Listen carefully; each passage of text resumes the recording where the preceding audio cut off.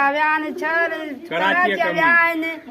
असां हिन बचनि जे असां जाननि खे असां जिन खे बेउदू करे निकिरी वञनि था हलिया।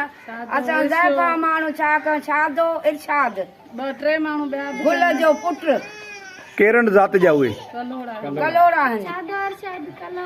असांजे बचनि में न जाइजूं करे असां क़ुरान ॾेखारियासीं त बि न मुड़िया, असांखे धक सक ताशत कयूं हलिया विया, दाबो कयूं हलिया विया, ॻाल्हि हलिया विया, मारींदासीं ॿीहर, तंहिंजे करे ॻाल्हि कढंदो तव्हांखे मारींदासीं। वरी राति आया आहिनि, वरी राति सांध आया।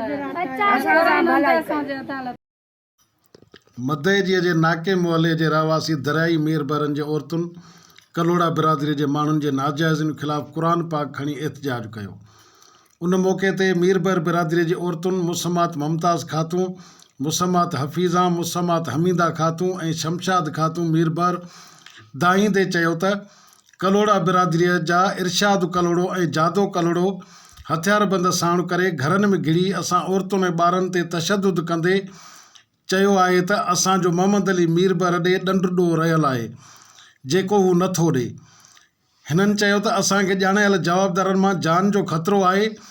SSP शिकारपुर नोटिस वठी तहफ़ुज़ फ़राहम करे। आजुज़ भुट्टो, इबरत न्यूज़, मदई जी।